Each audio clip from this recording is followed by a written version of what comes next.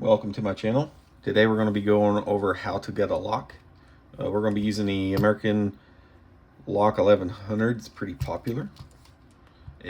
Everything you see is going to be the same with different formats. So you have like kick cylinders that will have a little retaining cap. Sometimes they'll have a C-clip back here too, but it's all basically the same thing. You are going to want to have some tools like pinning tweezers. This is a reverse style where you grab the pin, let go, and it'll hold on to it for you. You won't use that as much. You will use these quite often. And as you start moving up, you may start using these for like dimple locks, for inner pins and stuff like that. You'll want to get yourself some kind of tool with extra bits, because some of the locks will have hex bits or Phillips. It's always nice to have a pick of some sort if you need it. You'll need a C-clip remover. There is the plier type, and then there's this from Sparrows. It's pretty good. It won't fit all C-clips, and it won't fit this one very well. And you'll need plug followers. They make all kinds. I don't know which size this one is, but I'm sure it's probably going to be that size, but we'll see. All right, for the American lock, first thing you'll want to do is remove the Phillips screw inside the lock. About the screw, remove the drill protection. Hold that for me, Jimmy. Thank you. And then the core will just slide right out. Like I said, same thing. Format might be a little bit different, a little bit smaller because of a padlock, but all your driver pins and springs are going to be in here in the Bible, and it's going to be the same across the board for the most part. This does have a C-clip on the back here. You see it kind of moving around, and that's where this would normally come into play, but it's just a little bit too small of a clip for this tool. So what you can do is you can take a pick of some sort, and you just kind of stick your finger here on one side of the clip, and then press down really hard with your finger, and then pull it out with a pick of some sort. Then we'll want to make sure the plug follower fits. That does not. It's going to be too big. So it's probably going to be the smaller one. And remember, all your springs and driver pins are in here. So as you insert the key, you'll want to make a quarter turn generally. But since this part sticks out a little bit further, we are going to turn it this way.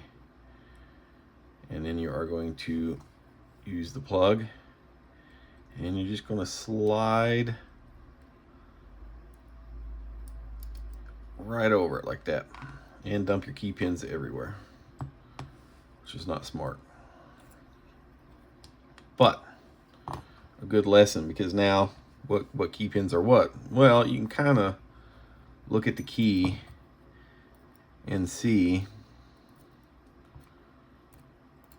that this is the lowest cut here. So this pin right here that's much longer probably goes there. And we'll check that by sticking the key back in. And we'll start putting these driver pins in. Where did we say that one would go into? Number 4.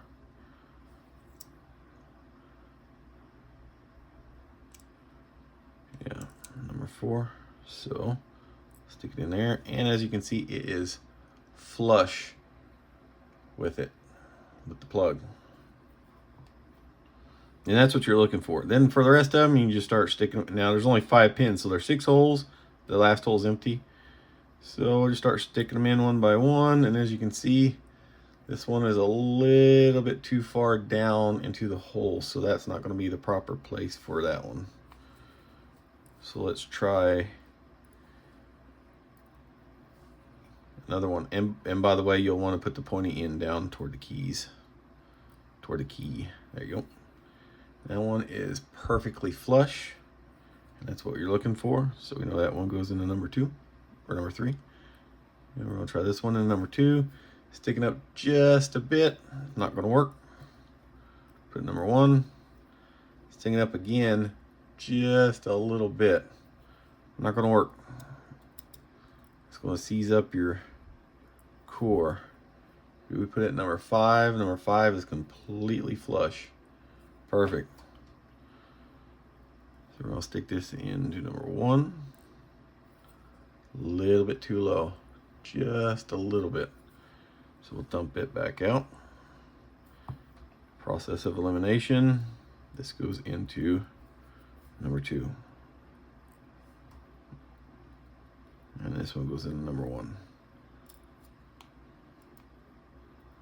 You'll also want to have a pinning tray or mat. I like the mats a lot better. I'll just stick this to the side. Now, sometimes there's an offset in the Bible where this one meets the same parallel with the edge here, and it sticks out just a little bit more on this side. That means this is the front generally. Some of them it won't matter, like this one. It's completely even with the sides, so you could run pins one way or the other, it doesn't matter. But since this one does show that, we are going to know that this is pin number 1. You're going to slowly pull back your plug follower, and you can see the pin right there getting ready to bounce. And this is where things get tricky. You can put your tweezers on top of it as it comes up. You can grab it, and then we'll put that into driver pin number 1, which is a serrated. Sometimes the springs will come out. If you can leave them in there, it's a little easier. And number 2, springs are really compressed in this one. It's kind of old. But normally you got to be really careful, because if you pull this back too far and you don't get your tweezers on it, it will pop and it will go on the carpet.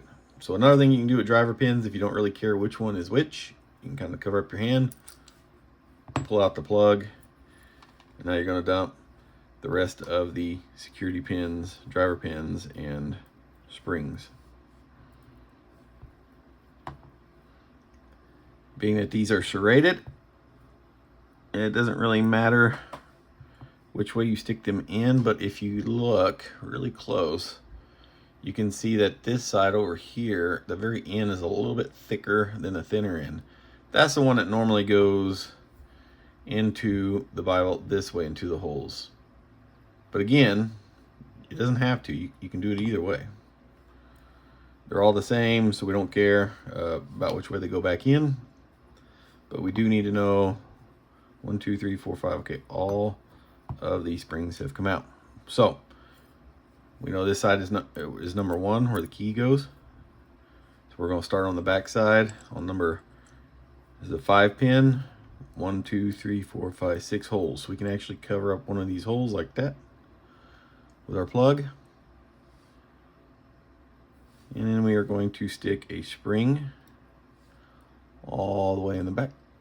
You can do this from the other side if you want.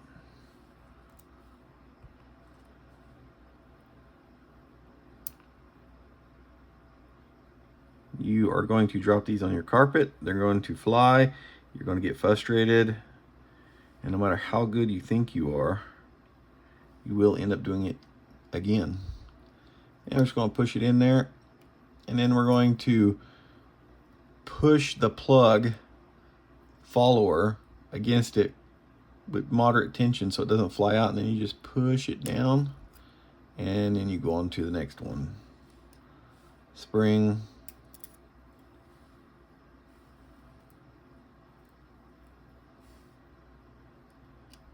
Driver pin, push against it, push down, next one, spring,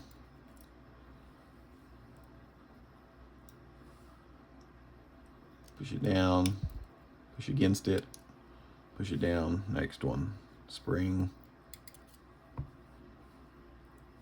Such a long, boring video for learning how to pin locks. And this is how you can progressively pin them too, by the way. You can just make it 2 or 3 pins as you're picking. That's why I don't suggest any of the practice locks. You can get a real lock, and as long as you can learn how to do this part, you can repin the real lock as many times in any way that you want. You can change them to spool pins, 1 pin, 2 pin. All right, same thing, Bible up. We want this longer side here to be facing the top, and you're just gonna push that onto there, turn the key the right way, make sure you do. Put your C-clip back on. Make sure the key works. Pull the key out. Put your drill, put the core back in, put your drill protection on.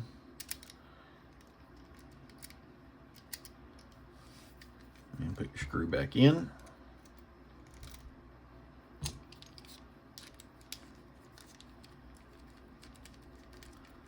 And that is how you gut a lock and put it back together. Not hard. You will get used to it, and you will mess up. Don't get too frustrated with it. If you have any questions, leave them in the comments, and I thank you for watching.